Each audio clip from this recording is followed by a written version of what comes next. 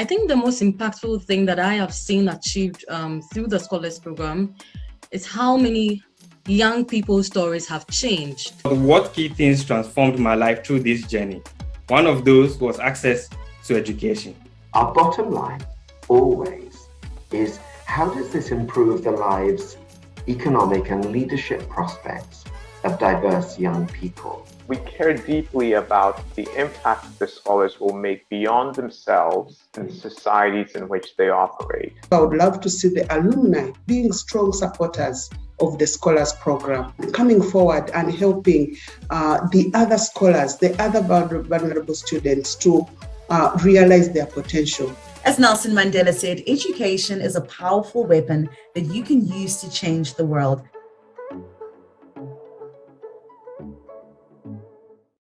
Being a Mastercard Foundation scholar for me means being in a community. I see this as a place of belonging. We come to share ideas on how to create a positive, lasting change in our communities. I would like to improve living conditions of people living in my community, which is Alexandra, Johannesburg. I hope to find solutions to some of the present challenges on the African continent while engaging youth all through that.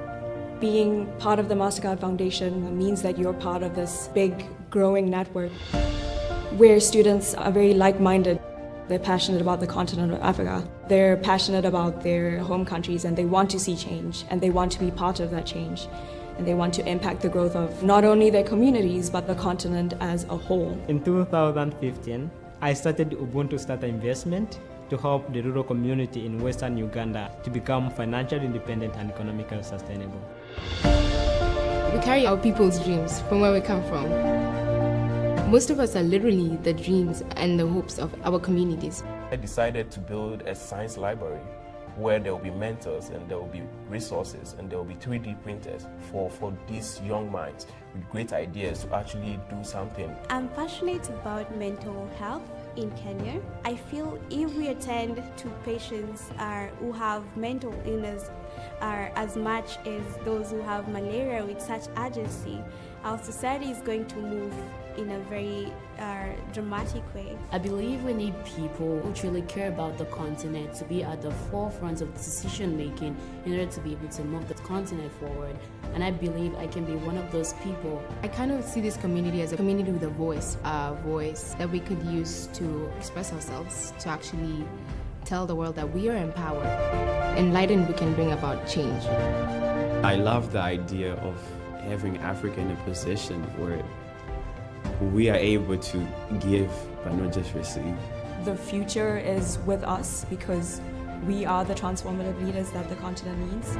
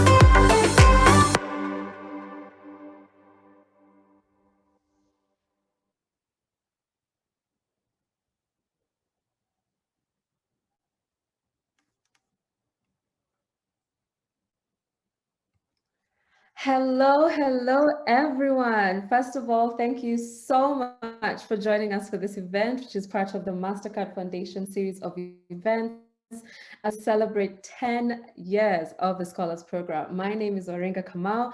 I am a storyteller based in Nairobi, Kenya, and I will be your moderator for today. Now, just a little bit of background as to why we are gathered here today. So since launching in 2012, the Mastercard Scholarship Program has grown to become one of the largest scholarship initiatives of its kind on the continent, working with more than 40 global partners and enabling nearly 40,000 young people to pursue secondary and university education and gain the skills they require to become the next generation of transformative African leaders.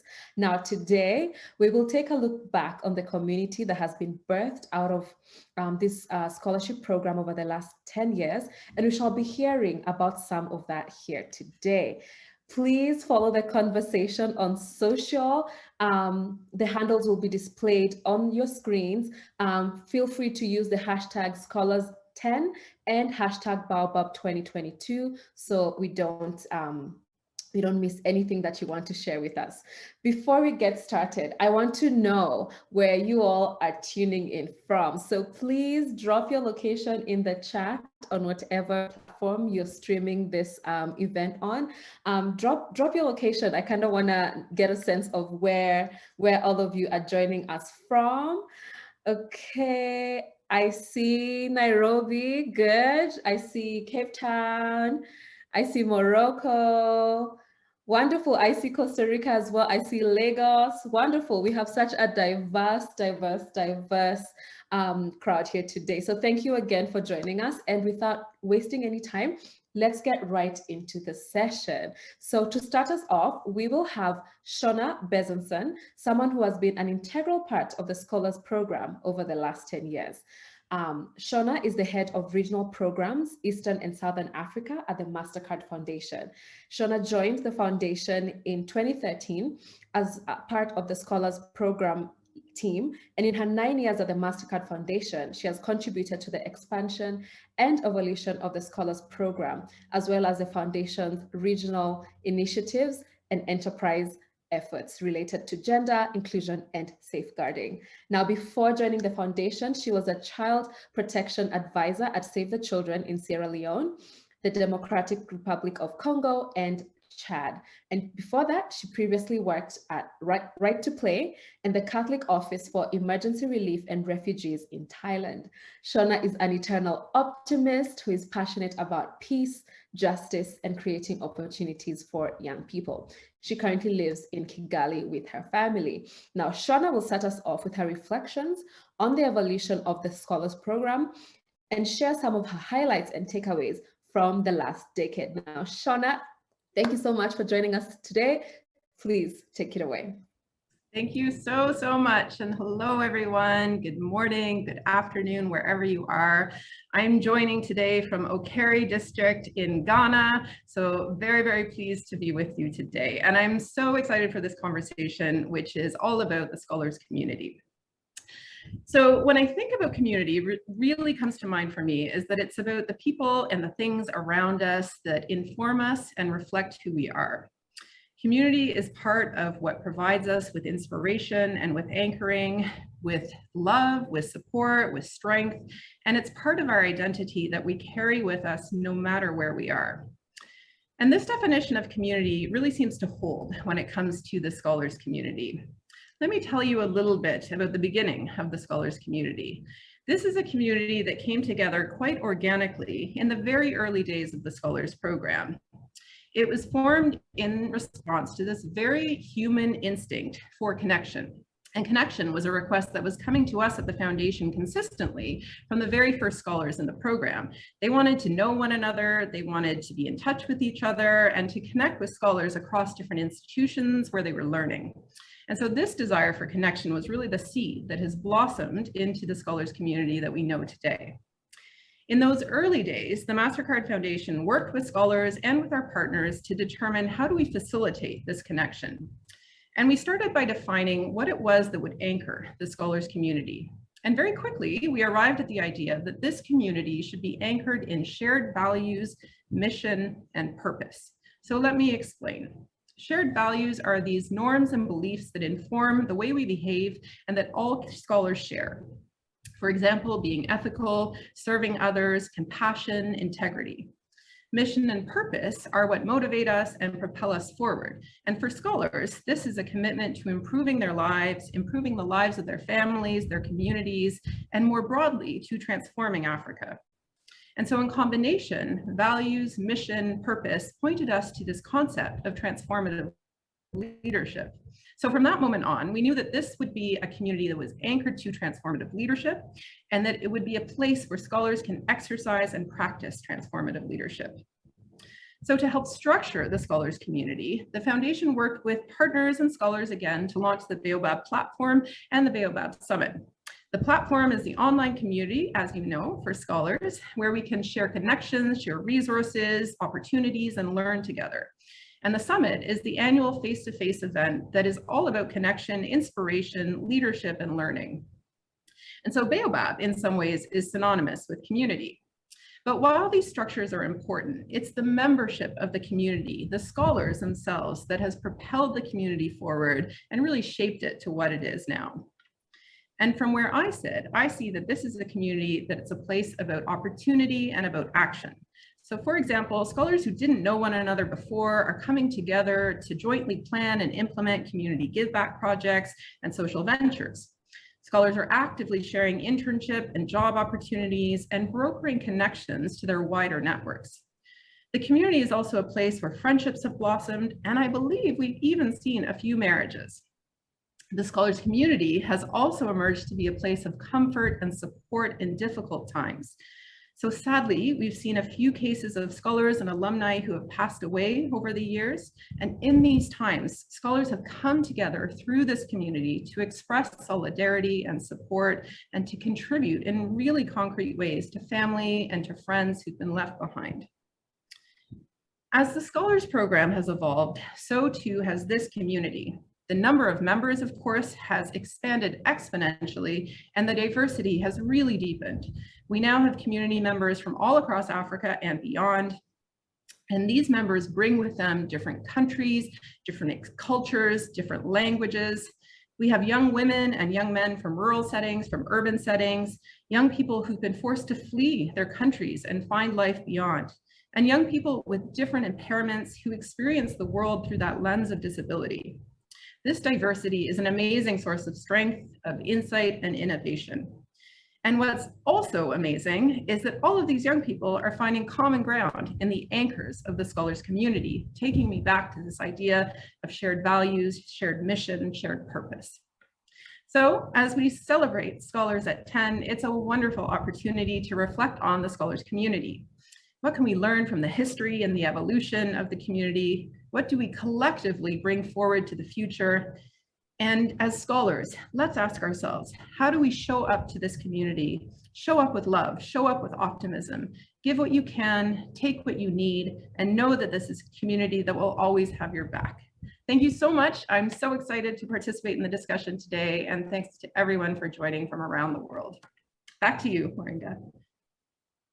Thank you so much, Shona, for those insights. I particularly loved your parting shot that we must show up in the world with so much love and so much optimism and with a commitment to our communities, which is great because communities is the focus of our conversations here today. Now, we shall transition to the next segment of our session, which is our panel discussion, where we get to hear from some of the scholars on their experience being part of this program. Now, to start us off, we are joined by two scholars, John Diing and Benjamin Obeng. Thank you so much to both of you for joining us today. We are super excited to hear about both your journeys and particularly the impact that the Scholars Program has had on you. Now, I'll talk a little bit about each of them and then I'll give them the platform so that we can engage. Now, I'll start with John. John Diing is an agronomist by profession, and he works as an admissions specialist helping young people from Africa get opportunities to university in Costa Rica through the Mastercard Foundation Foundation Scholars Program. His understanding of the refugees' problems and their context has been of great help in designing sustainable solutions. He's also a co-founder of STPI, where he supports local farmers with agronomic skills to increase their farm produce in Northern Africa. He also serves as a member of the Youth Advisory Group of the Global Opportunity Youth Initiative, and he serves on that team, advising the leadership team and its partner NGOs on the best strategies to address youth problems. Now, Benjamin, on the other hand, is an engineer, entrepreneur, and also an alum of the Scholars Program. He graduated from Arizona State University with a master's in mechanical engineering. At ASU, Benjamin and 3 professors invented what is called thermogalvanic brick, a building material capable of generating electricity using temperature difference across walls, making buildings greener and more efficient. As an innovative leader and entrepreneur with a strong resilience to push past the status quo, Benjamin also founded a startup called Edinkra and Xylem, both in Ghana. Now, Edinkra is a 3D print startup focused on boosting multiple industries on the continent using additive manufacturing. In the height of COVID-19, Edinkra supported locally manufactured face shields and spare parts for medical equipment. Now, aside from the medical, educational, and movie industries, Edinkra also works in the jewel industry, where they leverage on 3D printing to leapfrog conventional methods of jewelry manufacturing and add value to Ghana's local resources. Now, Benjamin is currently the lead additive manufacturing engineer at Siemens, and he's based in New York. Now, I cannot wait to hear about both your stories, and I'm so grateful once again for joining us here today. Now, before we get started with our panel discussions, to our audience, I want to remind you that as well, feel free to drop any questions that come up for you in the chat on whatever platform you're streaming on, and we shall discuss them towards the end of our session today. Now, if your question is directed towards a particular person, please feel free to indicate that as well, so you make sure your question is answered appropriately, okay? Now, let us get started. Now, Benjamin and John, thank you once again. The theme for today's conversation is community and how different communities have played a role in your journey and vice versa. Now, let us start. Let us go to the beginning of your journeys with the Mastercard Foundation program.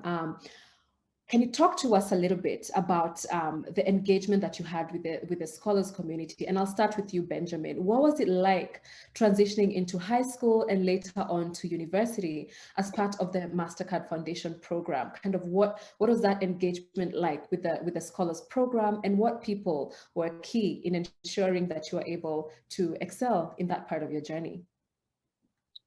Thank you so much, Waringa. And thank you for the opportunity, Mastercard. So in my transition, I actually didn't have a lot to look up to when I was transitioning from my high school to the university, because most people around me hadn't been to the university, so I didn't actually know what to look up to. However, in my second transition, which was to Arizona State University, and this time as a Mastercard Foundation scholar, it gave me that blank sheet or blank canvas to actually repaint my dreams and goals. That transition was interesting and actually filled with lots of cultural shocks. The foundation and the scholar community were not only families, but they were also really important compass, which helped me to navigate through these shocks and resources which have actually forged who we are today.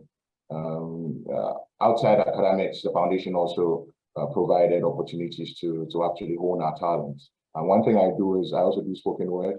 I didn't know I could write poems until I knew it was my tickets to Rwanda for the Baobab Summit.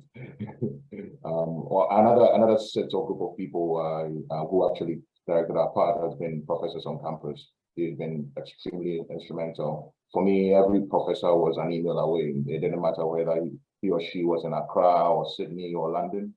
It actually gave me the opportunity to work with a lot of mentors like Dr. Keelan on the ASU campus and many professors across the globe, which also gave birth to the ability to our invention, basically. I got to work with big names like Klaus Lackner, father of carbon capture, and things like, and people like that.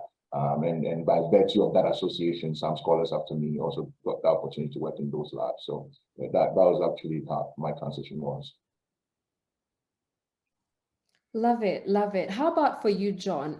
What are the ways in which you engage with the scholars community during and after your time in university? And what would you say are some of the opportunities that have come out of that engagement with the scholars community? Okay, thank you so much, Waringa. I think in my case, I can say I'm a proud member of the scholars community. I've had the opportunity to be able to really submerge myself in the community. I participated in the leadership team of the Mastercard Foundation Scholar at the University, an opportunity where able to reflect on what transformative leadership is, okay, as young people, and what that could mean for our communities and where we come from. So I had a chance also to participate in so many of the foundation conferences where I had the opportunity to engage with other young people who had the same opportunity like me, and where we were challenged to think about more of where we come from and what influence can we have in our communities, and at the same time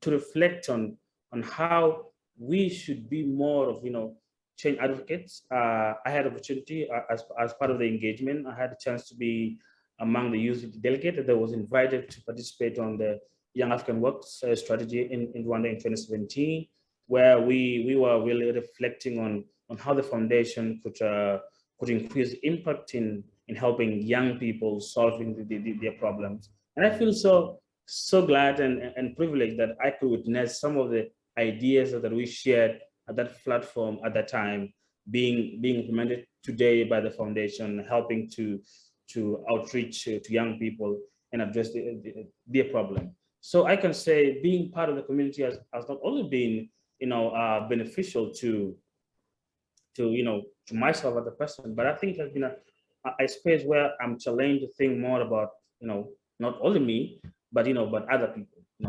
It's a responsibility that I think I take with so much pride and I've enjoyed as part of the community. Thank you. Absolutely, love that.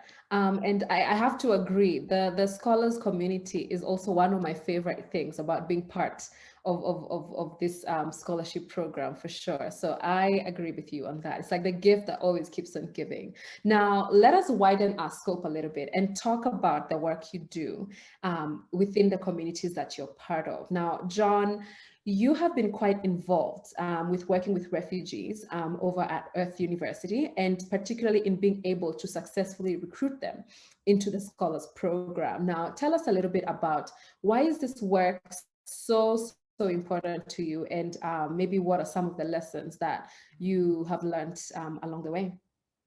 Okay, I think this is a very good question. Thank you so much. For me, I think this part is so important to me because I count refugees as part of my community because I grew up as one of them. I could relate to some of their problems. So, I could understand clearly what every young refugees goes through to get an opportunity that I had. And, and every struggle that they are going through remind me of how far I've come from as a person. So as a way of, of trying to install hope and trying to inspire them to believe that, difficult situation like the one they are going through does not limit their potential to achieve anything. So as part of my job, what I've learned is that, as much as we are trying to solve, problems that are affecting young people and refugees, I was encouraged that we should understand the context, the social context that surround those problems, because this will help us measure the magnitude of our solutions, okay? Because when you talk of problems that affect society, they're not projects that can be, they can finish in 6 months or 6 years or blah, blah. These are problems that have, the consequences of that, okay? They can affect generations. And I think, one of my jobs is try to engage organizations and institutions on on how they should listen to the victims of those problems. Okay, if you want to solve problems with young people, can you please listen to them? Okay, engage, understand the context of those social problems, so that you are able to drive a sustainable solution. Okay, that not only focus on the people you are solving now, but the next generation, so that we don't have the same problems coming up again in the next generation to come. And one of my job that I've really been advocating for that is the inclusion and understanding of the context. For example, this year we, as part of the university, we conducted our admission interviews in a refugee camp. Okay, and we sent a faculty member to go to the camp, get in contact with the refugees, understand the environment, understand, the situation that they're living in. And I believe this is an opportunity where the university learn on how best they can include the refugees in the scholars program at the university. So one thing, as one takeaway that I've learned is we should, as much as we want to change and make solutions in the world, we should understand the context of those problems so that we can provide a sustainable solution. Thank you. Thank you so much, John. That is some really, really meaningful work that you are doing there. So kudos to you and your team. Now, let's hear a bit from you, Benjamin, as well. I know that you're also involved with some community work back home. Can you tell us a little bit more about what it is you're doing in your community, and why is that aspect of giving back to your community so important to you as well?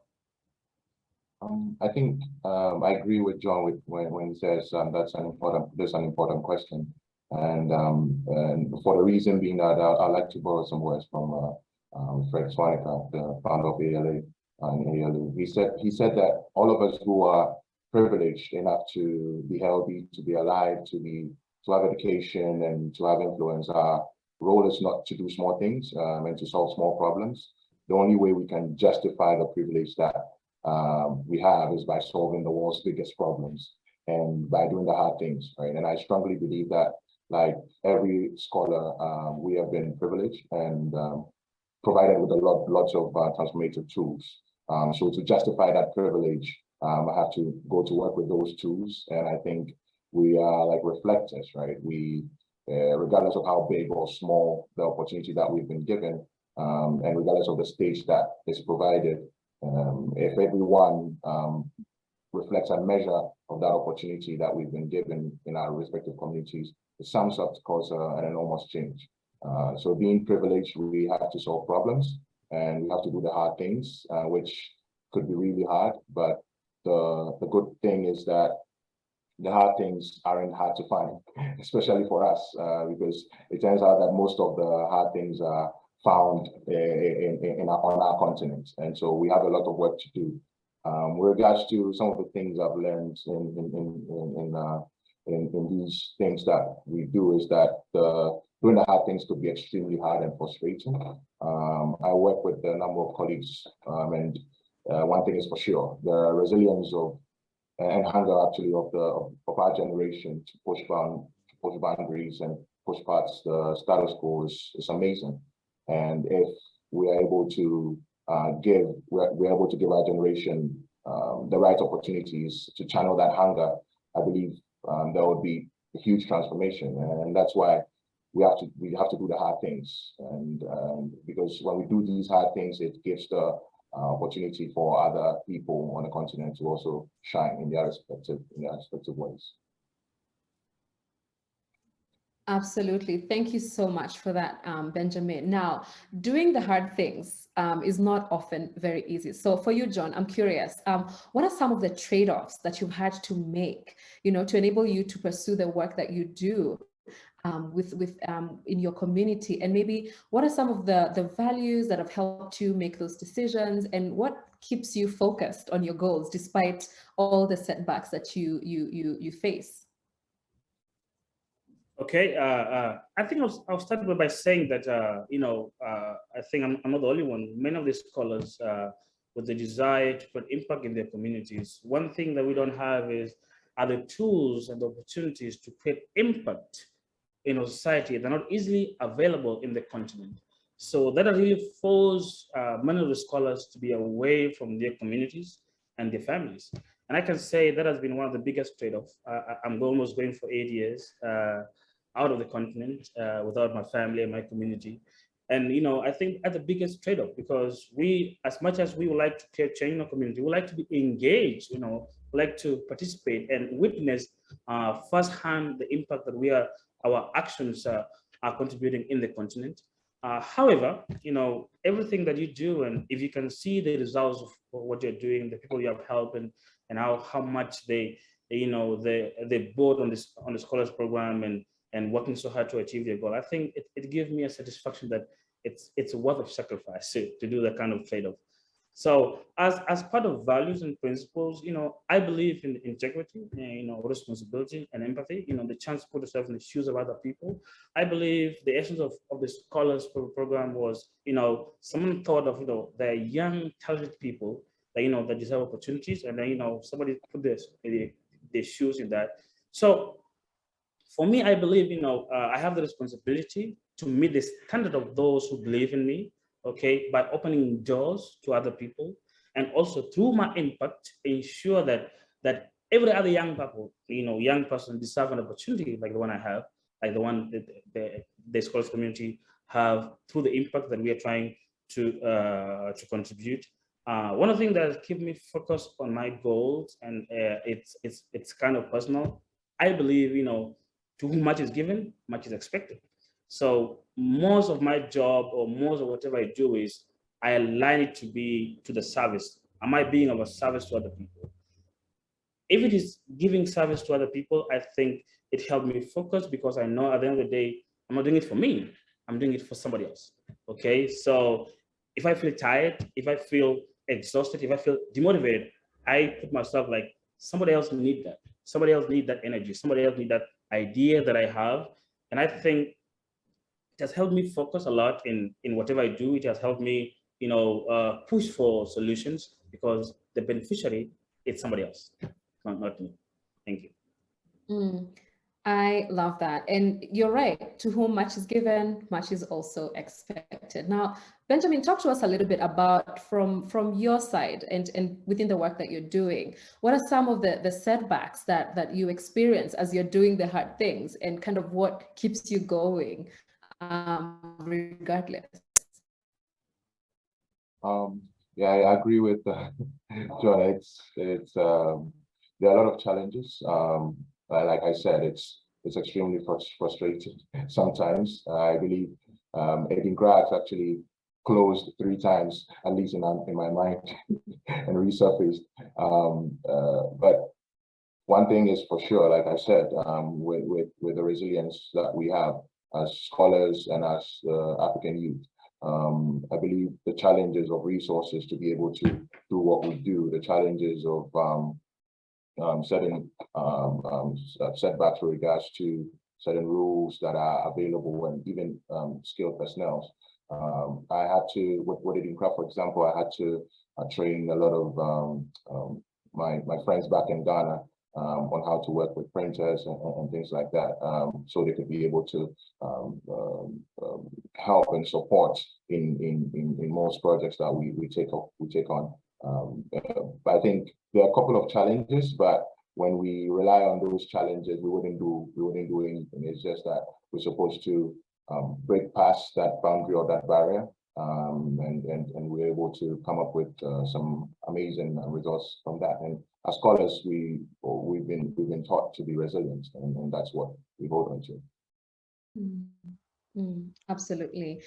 So let's widen our scope even further and talk about the impact that you're having in the communities that you're working in, and also in the communities that you serve. Now, I'll start with you, John. How has the work that you're doing impacted the lives of people in your community? Kind of what are some of the ripple effects that you're seeing, and what do you want the legacy of your work to be within the communities that you engage with? Okay, thank you very much. I think one of the most satisfying part of what I do is that I could see the results of the impact that I'm creating. For the past 2.5 years, I was able to help more than 60 young Africans who are passionate and committed to be included in the scholars program at our university. That includes refugees from coming all the way from Kenya, Burundi, DRC, and Zimbabwe.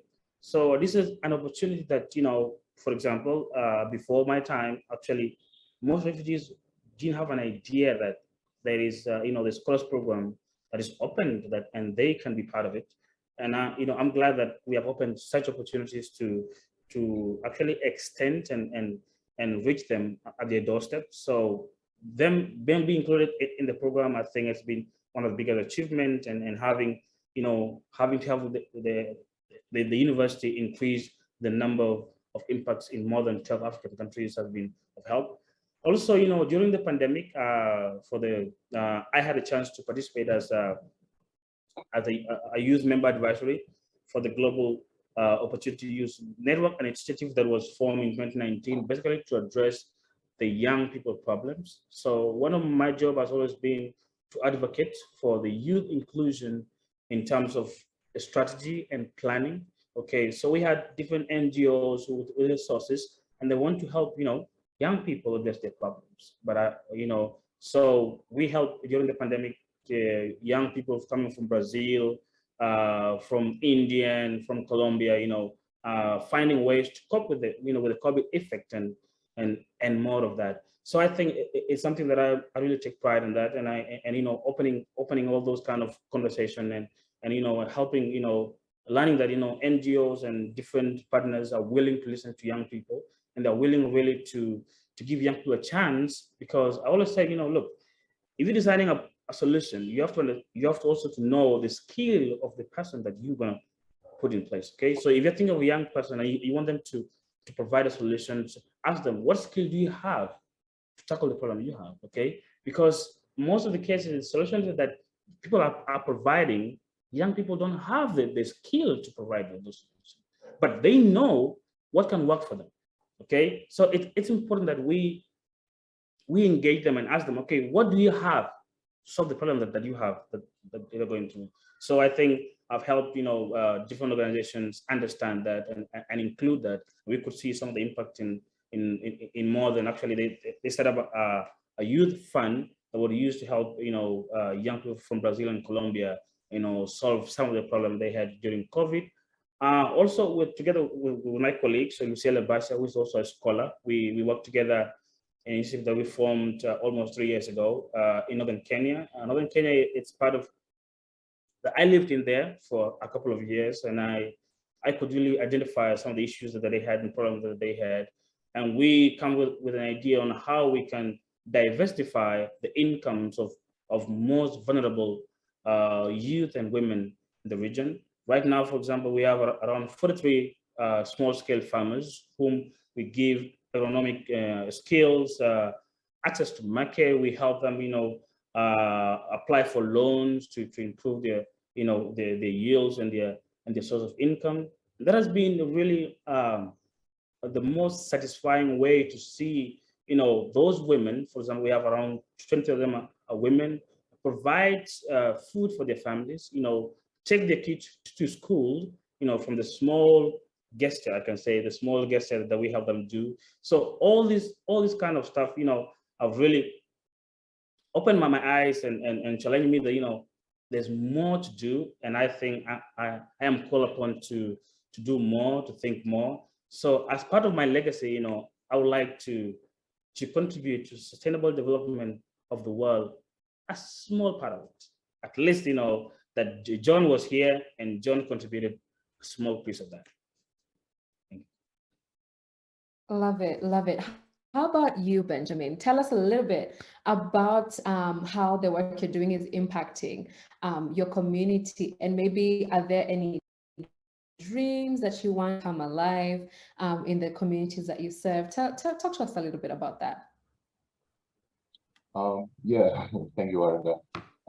Although we just started, it's been an amazing journey. One I usually like to talk about is what Edinkra is doing, and Edinkra actually started with the idea of having a startup in Ghana, a 3D printing startup in Ghana, but then COVID hit, right? So we switched to help manufacturing face shields to help fight COVID.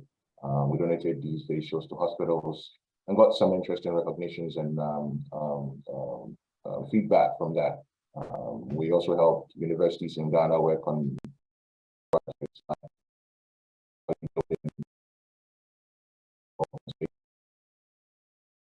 or global challenge.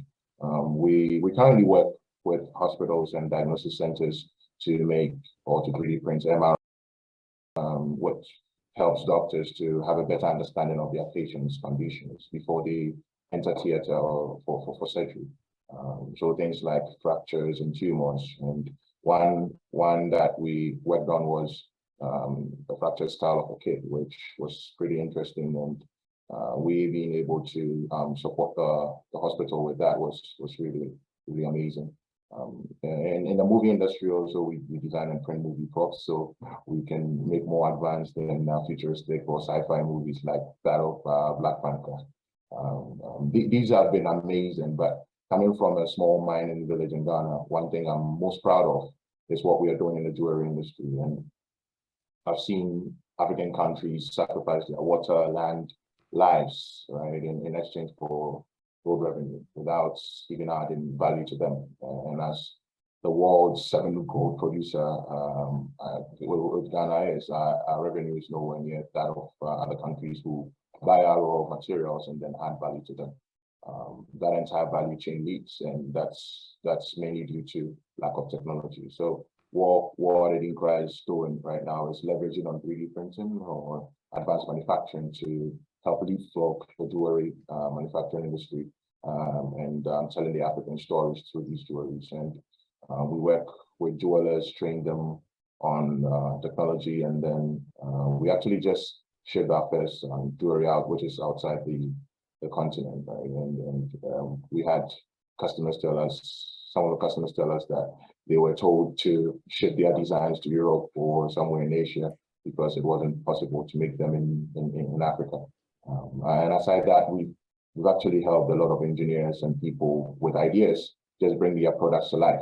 We've been saying that there's a huge gap in the manufacturing industry in Africa, and that's been mainly because we don't have people to help us bring our ideas, which is in our brains, into life, right, into physical, into our hands, and that's what we are helping to do, to help produce prototypes for these ideas. We've also helped in certain programs like manufacturing hardware for robotic kits to help people who would want to make robotic programs to help teach kids how to make robots, right? These are some of the things that we are really proud of. And to talk about the dreams that I have for my community, I hope that first thing is I hope that we start to believe in ourselves and believing in African grown solutions or homegrown solutions. And also we've been able to leverage on the best of our younger generation. And I believe that could really help to drive change. Confident the recent war in Ukraine actually has taught us a lot about the importance of homegrown solutions. And so I hope that the youth also rides on the back of technology to actually drive innovations in our respective communities. We should try to muddy the waters a little bit and look for ideas, look for, try to solve problems and seek a little bit of discomfort in that, right? And try to do the hard things. I believe it'll get us there. Thank you.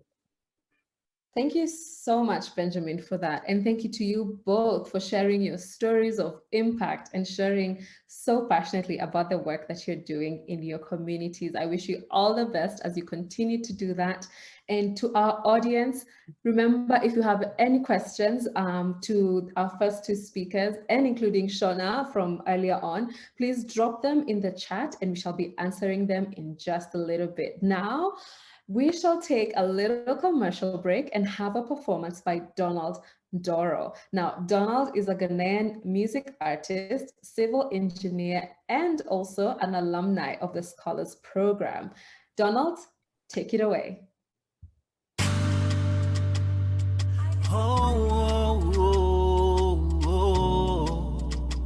Luminous story of my life, where I've been, and where Mastercard Foundation has taken me. Base of Nation. Taking the time time to look at where I'm from.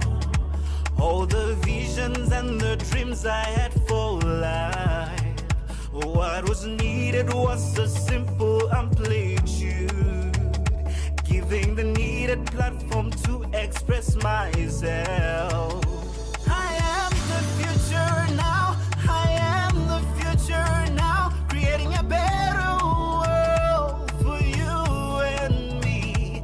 I am the future now, I am the future now, creating a better world for you and me. I can influence change, I can beat the difference, fostering sustainable development for all of us. I can beat the difference, I can influence change, fostering sustainable development. I didn't have the skills to scale up work, just a passion to help others, and that's all. What was needed was a simple amplitude, giving the needed platform to express myself. I am the future now, I am the future now, creating a better world for you and me. I am the future now, I am the future now, creating a better world for you and me. I can influence change, I can beat the difference, fostering sustainable development for all of us. I can beat the difference, I can influence change, fostering sustainable development. I am the future now, I am the future now, creating a better world for you and me. I am the future now, I am the future now, creating a better world for you and me. Oh, for you and me. A better world for everyone.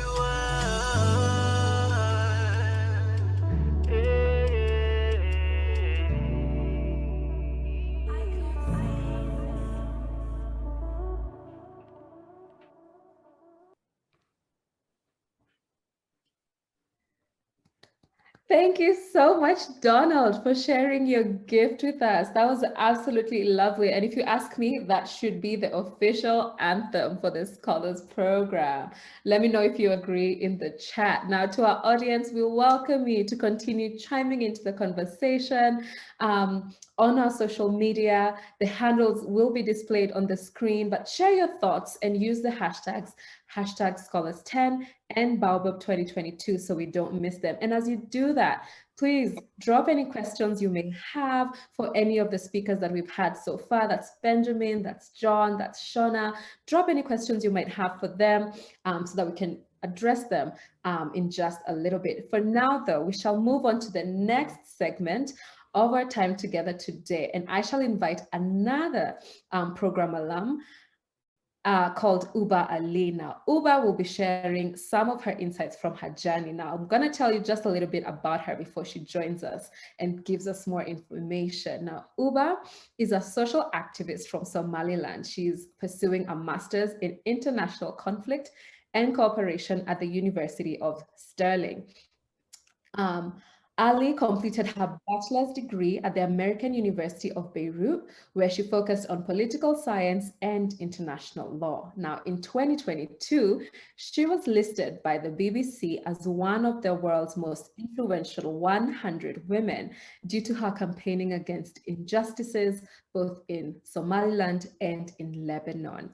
Now, Ubah, thank you so very much for joining us here today. We cannot wait to hear about your journey and the work that you're doing in your community. Now, today, most people see you as an aspiring woman who has really charted a great path for herself. Can you tell us a little bit about your story, maybe highlighting some of the pivotal points and some key actors from your community that have supported you to get to this point? Hi, everyone. Thank you so much, Waringa, and thank you for having me. What a great introduction, and thanks to the Mastercard Foundation who gave me this opportunity to share my story.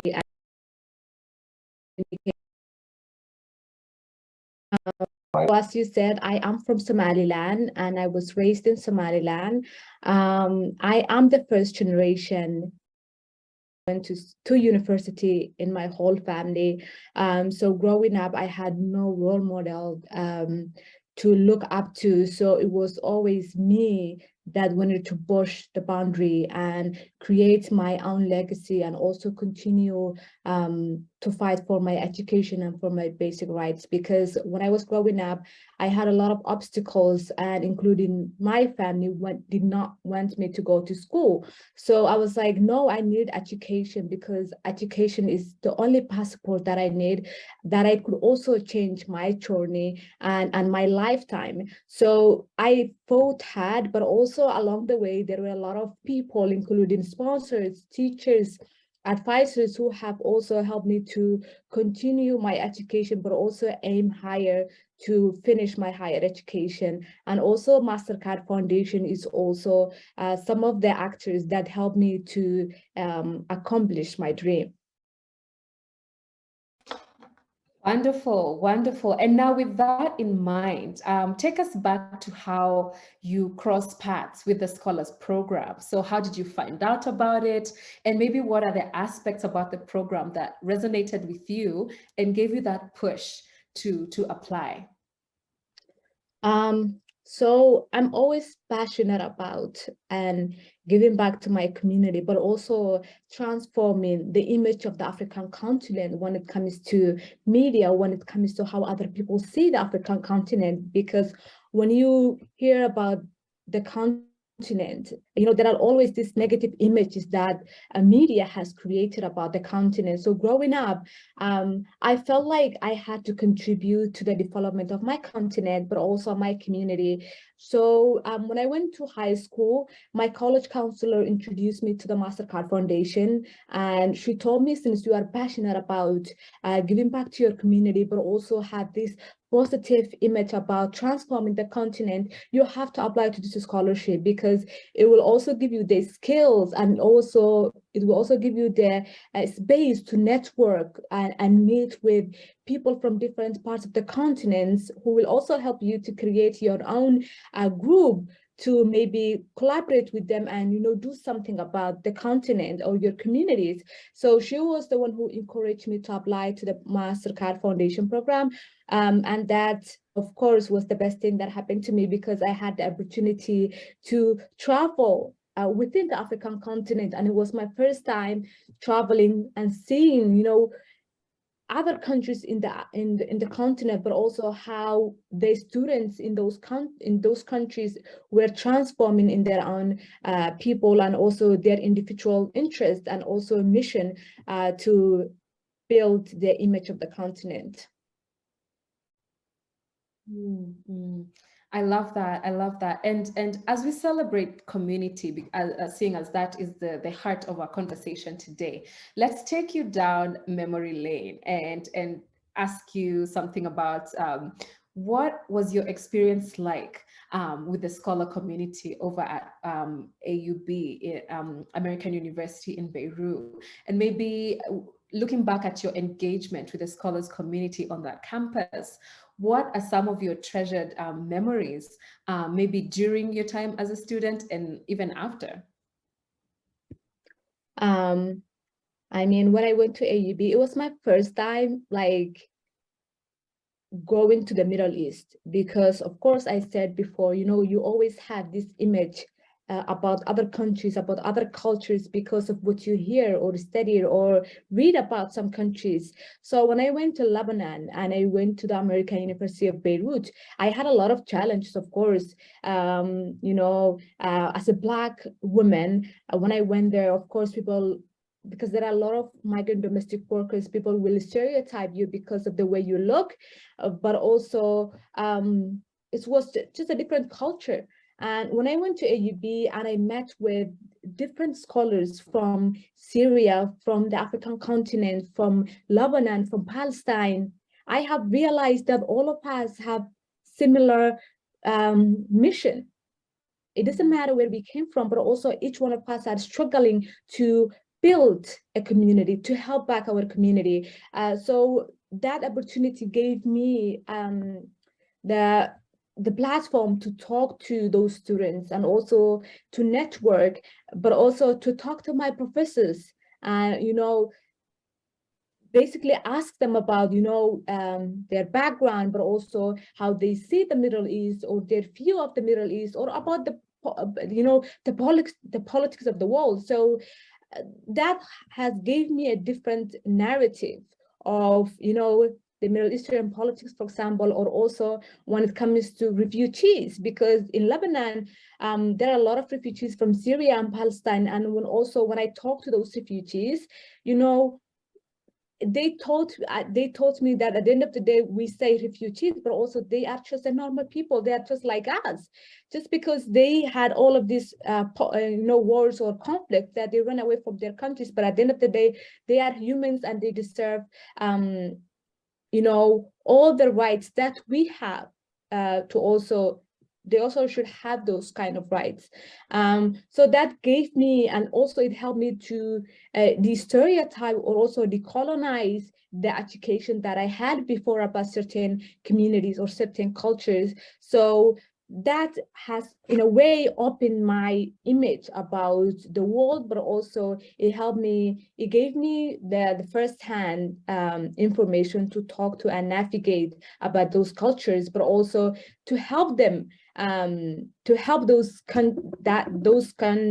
people in those countries to give back to their country. Because when I was in Lebanon, I used to go to the refugee camps, but also I was a tutor at AUB. I used to teach both Syrian and Palestinian refugees in Lebanon.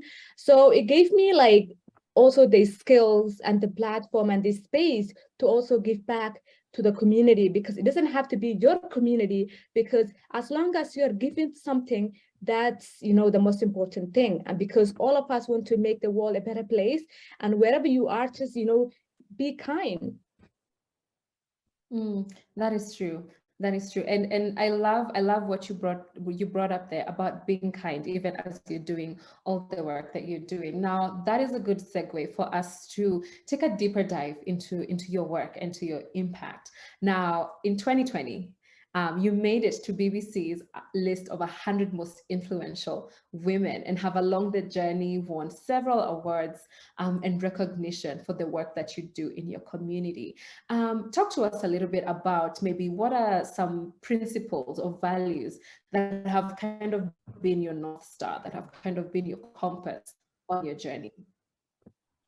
Some of my core principles that I value the most is kindness, resilience, and honesty. Because I believe if you believe in those three core values, nothing will be hard for you. Because if you are resilient, no matter the hardship, you will continue fighting. And honesty, you have to be honest from the start. You have to make sure you are honest to yourself, but also honest to your community. Even if it's harsh, you have to be honest. And kindness, I think it's all about kindness. Even if someone is mean to you, if you are kind to them, they might change their opinion, or they might come back and at least apologize. So for me, it's all about kindness. Be kind, be respectful, and let the rest follow. So it's all about that, and that has helped me to have a network of people that help me to come up with to overcome many challenges. And of course, I have won these recognitions and these awards, but it's not only me, it's also my network who helped me to win. But also, it's not only me as an individual, but all of us at the end of the day are a part of this award. And that's the most important thing, because it's your community, it's your network, it's your social media network, and those are the ones who helped me to transform myself, but also the community that I was a part of it. And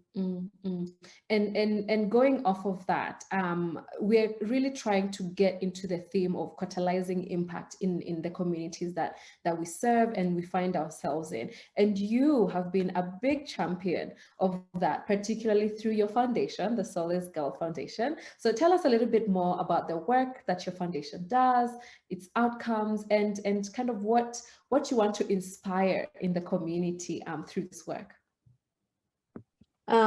So I'm from Somaliland, as I said before, and in Somaliland, all the region, whether it's Somalia or Somaliland, Somali women always go through a lot of challenge, and you have to come up with a lot of stereotypes to be respected, to get your own basic rights. And of course, there are a lot of domestic violence, but also gender-based violence that women go through. And women are not visible in the political platform and also the decision making. So basically we are like a second-class citizens. And for me, I want to change that narrative. Of course, I live in a very patriarchal society. And in order to change that, I have to educate my community. I have to show both the men and the women in my country that women are capable of. If they are given the space, if they are given the education, they can also lead, they can also change and contribute to the development of the country as a whole. So in order to do that, I try to be active on social media, but also I try to create my own platforms. And also I co-founded an organization called Solace for Somaliland Girls, which aims to eradicate all forms of female genital mutilation across communities in Somaliland. So 98% of the women in Somaliland are victims of and survivors of FGM. So in order to educate and help the women in my country, I try to basically educate the society, especially the young generation, why FGM should be eradicated and why we need the collective action of the society to come together and come up with laws that eradicate FGM. So we are trying to basically educate the youth why FGM should be eradicated, because, you know, it's always had to change the traditional or the beliefs of elders. So we are targeting the youth, and I'm one of the co-founders. And of course, because of my network, two of my colleagues are also from Rwanda, and they're also a Mastercard Foundation scholars. And we are coming together to help the Somali women to overcome this challenge. And of course, we have a long way to go, but we have done some social media campaigns. We went to Somaliland, we started some anti-FGM clubs, but also we had workshops for the youth, so they could actually learn what FGM is, because it's a very sensitive topic. And we explained to them why, both young men and women, why FGM should be eradicated and why we need their voice, because at the end of the day, if they become parents in 10 years to come, they have to decide if their girl or their daughter will go through FGM. So that's why we are targeting the youth. I love that. And that is such meaningful work you're doing. And I want to take yet another deeper dive into that work as well. Now, I know that beyond the foundation, you also play several important roles in your community. Talk to us about what some of those are, and what would you say have been some of the challenges you have faced in that capacity in doing that community work, and maybe what would you tell other scholars who are also working in their communities? What would you tell them to kind of just help them with persevering and just continuing to do the hard things despite of the challenges that might come up along the way? You know, whenever you want to start something or change something, you will always have hardships, and you will always have people who will be dream killers, but you have to fight hard. I remember when I was in Lebanon, when I realized that if you're a Black woman, of course, you have a lot of stereotypes that people believe about you. And when they just see you, they think you're a domestic worker, because in Lebanon, there are a lot of migrant domestic workers coming from Ethiopia or Kenya. And when I went there, everyone, like if you go outside of the university, people will look at you and dehumanize you, basically. And when I was there, I was like, no, I have to change something. While I am here, I need to fight back. With my friend and I, what we did was we had small activities inside the university, and we started wearing the migrant domestic workers uniform, and we went to class to make sure that students and teachers actually understand why migrant domestic workers deserve to be respected, and why they should have, because usually their passports are being confiscated, and why they should have the freedom to move around. And if they don't want to stay there, they should go back to their country. They should have that freedom. So we wore the migrant domestic workers uniform as a sign of protest. So my classmate will feel, who has a domestic worker, will feel ashamed, because just because I'm a Black, they shouldn't respect me because I go to AUB. They should respect me because I'm a student. And if they are dehumanizing their migrant domestic workers at home, they should understand if that migrant domestic worker had the platform and the space and the opportunity to be educated, she would have been just like me. There's no difference. So of course I had a lot of challenge, but it was always about the start. And I remember at the end, a lot of people were a part of our activities, our movement. We had usually a weekly activities where we educate people why migrant domestic workers deserve to be respected. Our professors, and also the most important, the AUP professor, supported our movements. So you could see, if you even do a small movement, it could have a ripple effect. And that's what we did. But also even now, right now, what I am doing is also advocating for rights of homeless children in Somaliland. So you see a lot of homeless children walking around, and also some of them use drugs, but also the society that they live in sometimes alienates them, because they are children, they're not educated, they don't have families.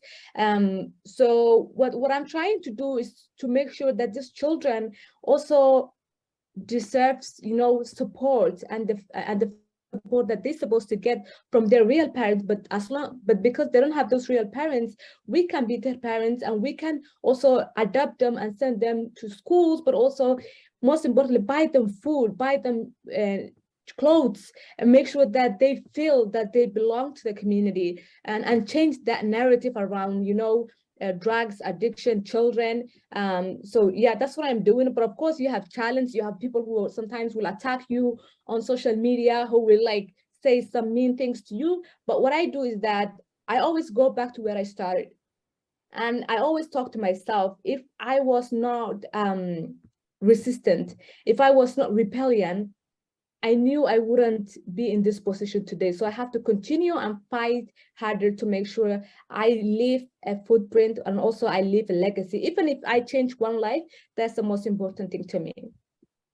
I love that. Thank you so much, Ubah. And I love how passionate you are as you talk about the work that you're doing now. Thank you so much. Thank you so much. Thank you so much. And I wish you all the best as you continue to do this very important work with women and girls and children in Somaliland and beyond.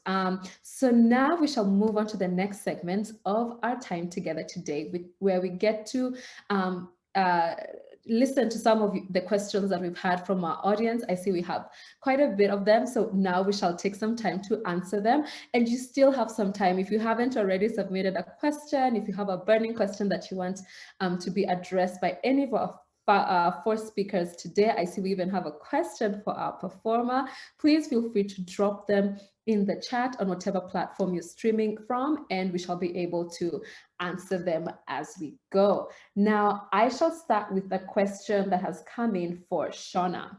Now, Shona, someone wants to know, how does the Scholars Program leverage its scholarship programs for broader programmatic gain and positioning?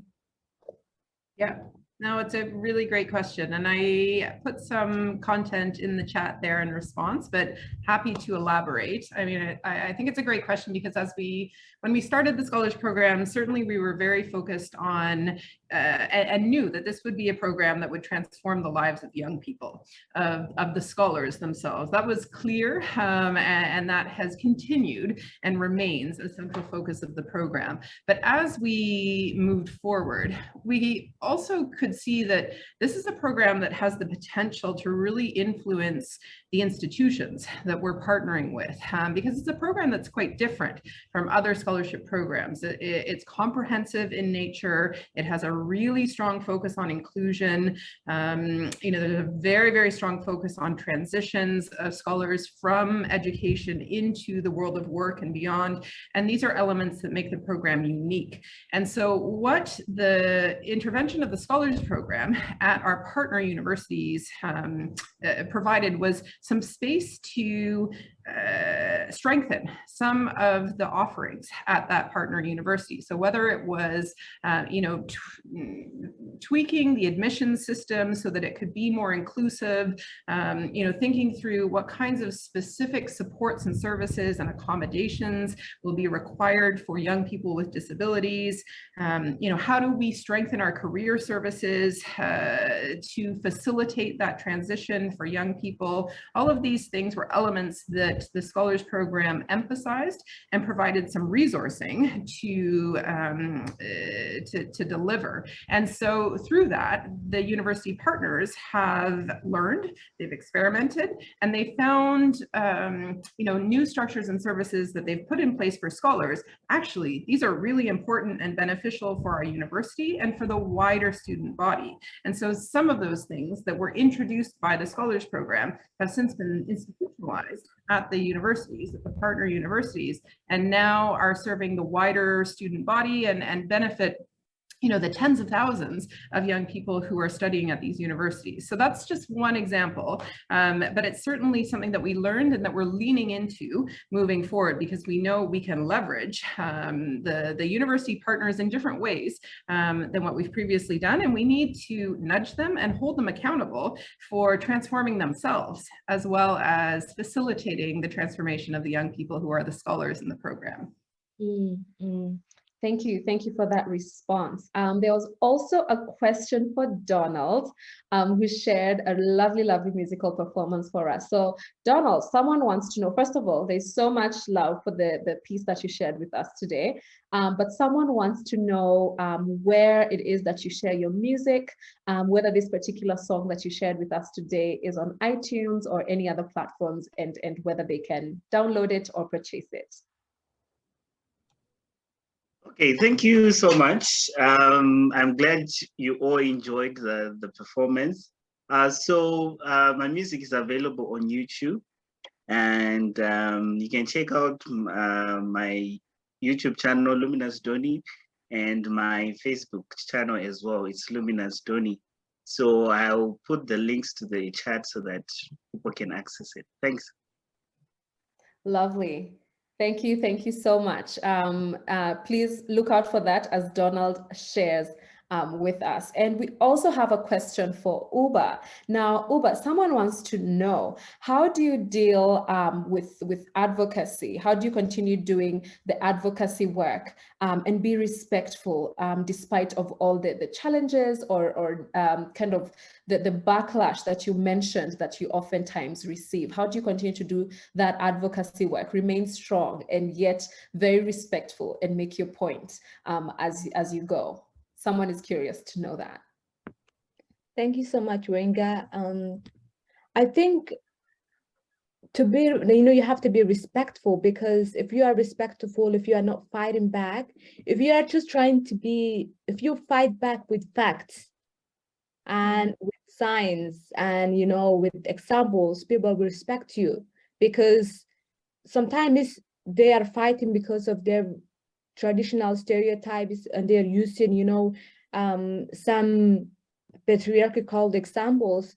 So I have to make sure that I am respectful and I remain a role model for those young generations that are trying to watch what I am doing. And so those are the things that motivate me to be respectful and to show them that you can still win while you are fighting in a different way. You don't have to fight with violence, but you can fight with your own words. Of course, sometimes if you see me on social media, I am always tweeting about stuff, and I'm always trying to make sure that I am promoting what I believe in. And through time, people will respect you because they know you are passionate about what you're trying to carry on. But also, I know what my end goal is, because at the end of the day, if I die, I don't know, 30 years from now on, I know the legacy that I want to leave behind. So I don't want to disappoint anyone that thinks that I am their role model. I know that there are millions of young girls in Somaliland watching me today, trying to have that hope in me. So I don't want to disappoint anyone, and I don't want the words of those people who are trying to put me down to influence my decisions, but also to impact how I see my mission and how my view on women's empowerment, but also fighting for justice as a whole. Absolutely, absolutely. Thank you so much, Ubah. And I see that there's a question for our first two speakers, John and Benjamin. Now, maybe I can start with you, Benjamin. Someone wants to know, what do you hope to see between now and 2030 in the innovative work that you're doing around technology and engineering? What do you want to see happen around between now and 2030 in your world, in your sphere of influence? In my sphere, I hope to really see a lot of research going on in Africa, which is home-based research, which actually pushes or drives the solutions to our own problems, right? And also in terms of manufacturing, I hope to actually see a lot of innovation being picked up from different parts of the world and implemented in Africa in our own way, because most of the time we pick innovation and just try to fit it in, but it has to be modeled in a way that best suits us. So in terms of advanced manufacturing, I hope we're able to see that, and even in ourselves individually, as Africans, trying to being able to have that understanding that excellence and success are both colorblind, right? It doesn't depend on who we are, right? And we're able to understand have some innovations and being able to apply them and solve our own problems in that way. And I believe that will help us to. That's really what I envision in the future. That vision of Wakanda, right? So, Yeah, no, I completely agree. And it would be great, as you say, to see some of that research and some of that innovation happening on our own continent as well, as opposed to always just, picking up and bringing it back, picking it up and bringing it back. Because as I think it was John that shared earlier, there is a lot of power in homegrown solutions as well. So I completely agree with you. How about for you, John? What are some things that you would like to see happen in the communities, especially within the refugee communities that you work with? What are some of the dreams or some of the things that you would like to see happen between now and 2030? Yeah, I think really the first thing, especially with the refugee status, I would like it to be reduced from being a condition to being a social problem. Okay, because for example, if you're a refugee, people always look at you as a refugee, as a refugee all the time, as a refugee and all that. And I think it just turned out to be like a kind of a disability, of which it's not, it's just social problems. For example, we have refugees, like Ubah who was saying, refugees, and then they're being treated as people with a special condition. But it's just like, people who have, let's say, have the same social problem that we are going through, just that they are entitled that name. So if that name could be reduced to another social problems, I think we will have more opportunities for refugees. We will reduce the stigmatization of refugee as a name. It comes with all the vulnerability that come with it. And I think it's one of the things that I would encourage also, most NGOs and students that are working with refugees to take that, remove the stigma around the name and make it a social problems that, it can be addressed and it can be solved. It's not something that you have to carry all your life. Okay, it's not a tag that you have to carry all your life. You're a refugee, everywhere you go, you're a refugee. No, it was a problem that you had at where you are, and then you surpass it when you're given an opportunity like this for Mastercard. It's not like you continue being a refugee. You are empowered, you are changed, and then so you become a normal citizen. So I would like to really see that happen, so that we look at it as a problem and we can find a solution for that. Also, I would also encourage to give a chance to young people to find their own solution. I think one of the bigger problems we have that we can't find a solution for young people is because we look at them as people who lack skills, who don't include them. For example, if you look at them, the modern world right now and employability, the young people is more of a result, it's not more of the experience. Okay, and you see many NGOs are asking for 5 years experience, 10 years of experience. Those kind of stuff in the modern world, they're no longer relevant. What is relevant? We have the skill to do what you're supposed to do. Okay, can you do it? And if you can do it, why not give it an opportunity instead of being asked to, to bring 10 years of experience, bring all that, and at the same time, open doors for young people to design their own solutions. Okay, give them platform and allow them design the solution that fit their skill that they have. So I think if we have that, we're going to achieve what Benjamin is saying, about Wakanda, about the homegrown skills, by ensuring that, we give the young people the platform to design the solutions at the same time using the skill that they have, to address the problem they have. I hope in 2030, if we can achieve that, I'll be the most proud person. Thank you. Wonderful, wonderful, wonderful. Thank you so much. And I like how you bring such an interesting perspective on how we see and view the refugee communities in our world. And I think it will take the work of people like you to kind of spark that shift in our views and how we engage with refugee communities. Now, I think we have just time for one last question and then we shall wrap up. And this one is for you, Ubah. Someone is asking, how or what steps are you taking to ensure that what you're doing is sustainable and continued for the benefit of posterity? How do you ensure sustainability in some of the really impactful work that you're doing as you go?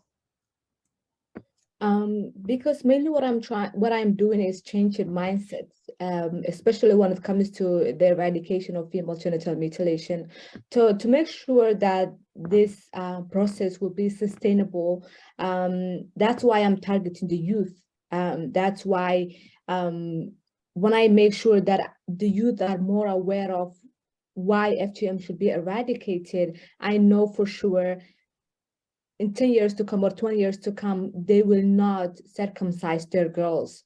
But also, I'm trying to advocate for women empowerment in politics, because I know if we have women into parliament, I know if we have enough strong women in the political sphere, I know women's rights will be respected. I know they will be able to fight for women's rights, and they will also pass laws that will criminalize FGM. So we're trying to build a grassroots movement while we are empowering women to join politics, to speak about social issues, but also educating, especially the youth, about those social issues and why we should not stay quiet, but also while I myself is advocating for women empowerment in politics.